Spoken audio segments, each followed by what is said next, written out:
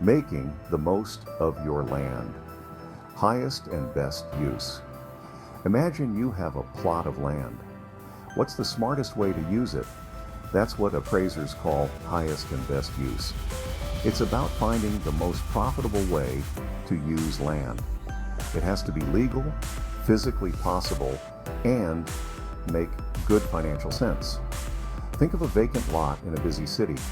Building a skyscraper might be its highest and best use. It's legal, doable, and could bring in big rent money.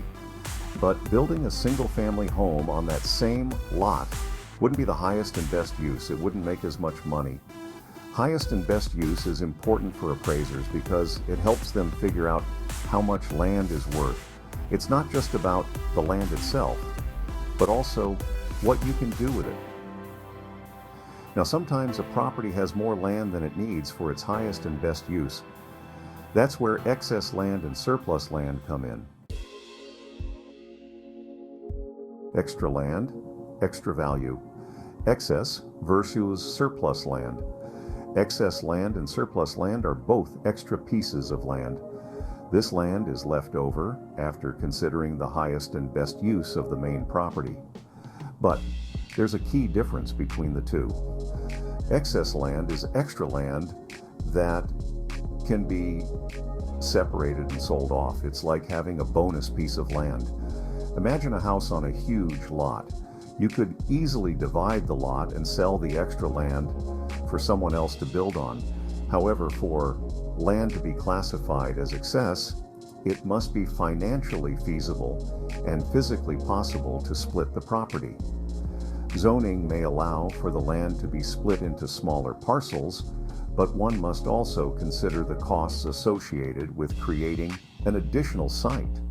These costs include engineering, access, utilities, and other subdivision costs. Simply because the site is large enough to be split does not automatically result in excess land. Surplus land, on the other hand, can't be easily separated and sold. It's extra land that's stuck with the main property. Understanding the difference between excess land and surplus land is important for appraisers. It affects how they value the property. Spotting the difference. Excess versus surplus land examples. Let's look at some examples to make this clearer. Imagine a house on a 1-acre lot in a residential neighborhood. The zoning laws only allow one house per half acre. This property may have excess land provided. You could split the lot and build another house on the other half acre. However, other considerations would include the shape of the 1-acre lot. Is the enough frontage to split the lot?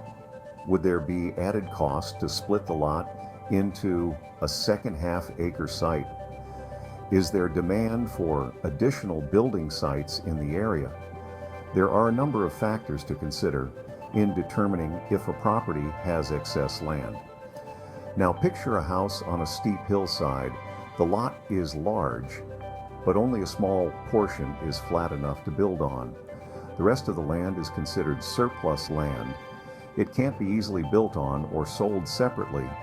Another example of surplus land is a property with wetlands.